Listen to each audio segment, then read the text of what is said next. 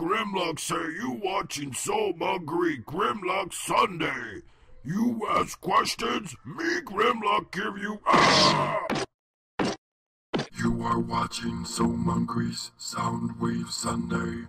Operation Question and Answer. Initiate. Booyah.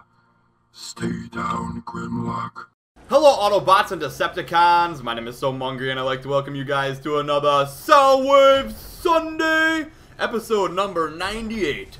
And a wise old man once said, back in my day, 98 was 2 away from 100. Old man, you are wise beyond your years. So, let's jump right into the questions. Oh, general announcements, do I have any?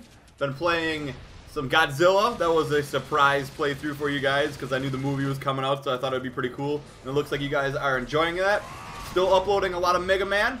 More, you guys gotta check that out. They're pretty funny videos, and if you can play through a Mega Man, you truly are a Mega Man because those games are extremely difficult. But anyways, let's get to the questions. Our first question comes from Metal Poke Master. That's not a good thing to be a master of, I wouldn't think. You're just poking people with a metal stick all the time. Come on, bro. Anyways, your question is, hey, Mungry, I know you are a big fan of Nintendo, so I've always wondered, how come you never got into Pokemon? Did you ever play it as a kid, or will you bring it to this channel? Soundwave Sunday number 98. I probably won't bring it to the channel. I don't know anything about Pokemon. That was during the time when I was a kid when I wasn't really too much into cartoons anymore. I wasn't really like... I don't know how old I was when Pokemon came out, but it wasn't my generation. I was more of a Teenage Mutant Ninja Turtles, Transformers guy. And when Pokemon came out, I was just like, whoa, what are they doing? They're catching these monsters in these little balls. That's kind of weird and odd. And I didn't really care for their games too much because I thought it was just a huge rip-off of Final Fantasy.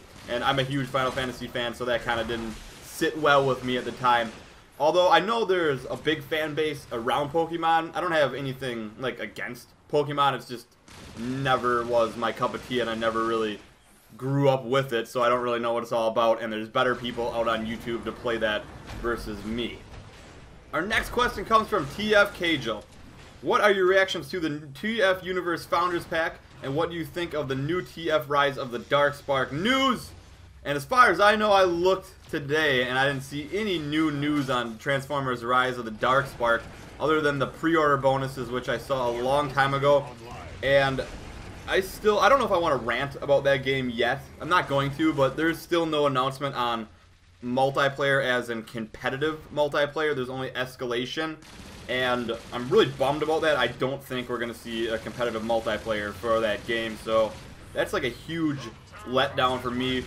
I don't even think I played or posted videos on all the characters yet in Transformers Fall of Cybertron for escalation. That's how little I play escalation, so we'll see how that game turns out. Anyways, the Transformers Universe Founders Pack, my reactions are, of course they're going to make it. It's a free-to-play game. Anybody can play the game. You can choose to buy the Founders Pack. I myself am going to get one. I'm not sure what package I'm going to get yet. The packages are kind of expensive when you get to the higher-end ones, like pretty steep, and I know how it can be really pricey if you're a kid. I know you wouldn't be able to afford that, but it is a way for them to make money for their game and help pay their employees and make the game better in the future. So if you can afford it, it would definitely help support them. Our next question comes from Cliven Singer 19. Yo Mungry, are you willing to explore more of the games on Steam? I mean, there are a lot of free games and early access games out there. And yes, I would. I play a lot of PC as it is, so I'm pretty comfortable now with the keyboard and mouse, so I would be willing to do that, but I just don't know what comes out when and what to share with you guys and stuff like that. But feel free to send me a message if there's like a game that you think I would be interested in on Steam, because I hardly am on Steam. I hardly check it, but I am looking forward to the new Steam box, their console that's coming out, and I would probably check that more if it was just on the console, because when I log into Steam, I honestly find it a little bit confusing, maybe because I hardly log on there and I don't really know the interface too well, but long story short, I would be interested in looking into more of those games. But if you guys have a specific game on Steam, make sure to message me. Let me know what it is and I'll check it out. Our next question comes from Turd Burglars 123, touching stuff that's very stinky. Hey Mungry, did you know that in Transformers Rise of the Darkspark, escalation characters are mostly different Optimus Primes and Bumblebees? How do you feel about that? Soundwave Sunday number 98. I think it's just a ploy to get you to buy the game because they're going to be like, oh, I'll play over 100 new characters, and then there's going to be like 3 Optimus Primes and 3 Bumblebees. So it's just like a marketing scheme almost. Unless they all have different weapons and different abilities, then I guess I'm okay with it. Our next question comes from Swedish Seacon. Hey Mungry, who was your first Transformers toy when you was a kid, and how much did you love it? Soundwave Sunday number 98 of 100. My first Transformers toy was a hand-me-down from my brother. It was Snarl, I believe. I think. Or was it Slag? I think it was Snarl. I think he maybe gave me them both, but I think I used Snarl more. So I thought that was very cool. I had a Dinobot for my first one, and then he also gave me like Optimus Prime and all that good stuff. And I did love it a lot, but I'm going to be honest, I didn't love it as much as I love my Teenage Mutant Ninja Turtles action figures, because we would take those to school and we would have just like big battles. Turtle power, baby. It was awesome. Our next question comes from Stanley Chen. What movie would you want to make? Now, I would want to make a movie that I loved, but I wouldn't want to screw up for like all the fans. So I don't know exactly what that would be, but maybe the Teenage Mutant Ninja Turtles, because I think I have their backstory down pretty easily and I couldn't screw that up too much. But as far as Splinter goes, you can kind of go one way or the other with his generation or how he became to be a rat, but that's like besides the point. So I would have to pick Teenage Mutant Ninja Turtles overall, although I don't know if I would want to do a remastered movie.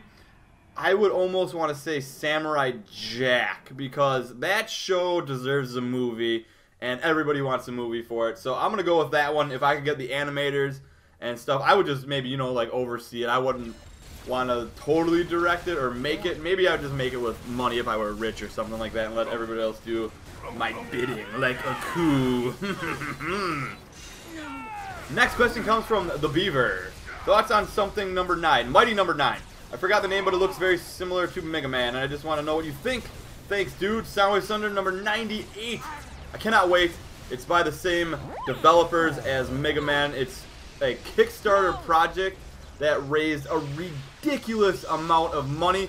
I was going to go back it, and I forgot, and I came back, and the backing was over, and it was at like $3 million or something, and then it needed like $500,000 to work. And I was so mad, I like messaged them, I tweeted at them on Twitter. I'm like, let me back your project. I know you got over $3 million, but I want to be a backer too. So I didn't get to back it, but I'm super excited for it. They did a reveal on their channel. It's like Concept JP on YouTube. I don't know exactly what that is or how that's spelled now offhand, but they did a reveal on all the characters 1 through 9, which are going to be obviously the boss fights, and then Mighty number 9 is going to be the hero. He's the 9th one made, so something must have happened to the first 8, but they showed each of those bosses, and like, they're very cool looking, so I'm very excited for it. Our next question comes from Pavel Dirksyke. Do you already have something in your mind for episode number 100? Soundwave Sunday number 98.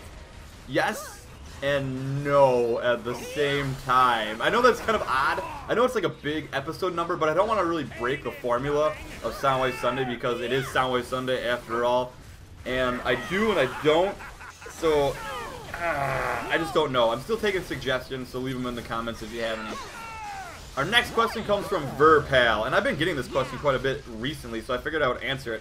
Mungry, I have an important question. Should I buy Transformers War for Cybertron or Transformers Fall Cybertron? Which one would you recommend and why? Soundwave Sunday number 98. Also, can I add you on the PlayStation Network? I'm not taking any friend requests at this time for any of the systems. I am sorry. Other than that, I would probably recommend Transformers Fall Cybertron for multiplayer purposes, because more people play that, you have a better chance of getting into a game, and I don't think you have to deal with cheaters as often. But this is a big but. If you want to play it with friends and you want to play a co-op campaign, Transformers War for Cybertron is definitely worth it. Our next question comes from Ahmed Salem. Mungry, who is your favorite Godzilla? And my favorite Godzilla as of right now, just based off of the video game that I'm currently playing, and you guys will see why in an upcoming episode, has got to be Orga. Because that guy brings in the pain, and he is one big giant monster. Just a huge Godzilla, and I didn't see a weakness when I was fighting with him. So I'm going to go with him for right now. Also, very excited for the upcoming movie. And our last question comes from T-Rec99. Mungry, can you give us a hint of the TF project every Soundwave Sunday? Maybe. It's going to be out pretty soon, I would think. I'm hoping to finish it up pretty soon after Mega Man's done. And I don't know if I'm going to give a hint every time, but I'll give you a hint right now. And I'm not exactly positive on this hint, but this is the only one that came to mind. I believe it's going to be my longest overall Transformers project. I'm not exactly sure on that with like the editing and stuff, but I believe it will be my longest ever, I think. Excluding Soundwave Sunday. Excluding this one. So, I hope you guys all enjoyed this Soundwave Sunday. Don't forget to leave your questions in the comments below for Soundwave Sunday number 99. If you were buying it at a store, it would look better than $1. But don't forget about the sales tax. That's where they always get ya. Anyways, have an efficient, have an effective Soundwave Sunday, everyone.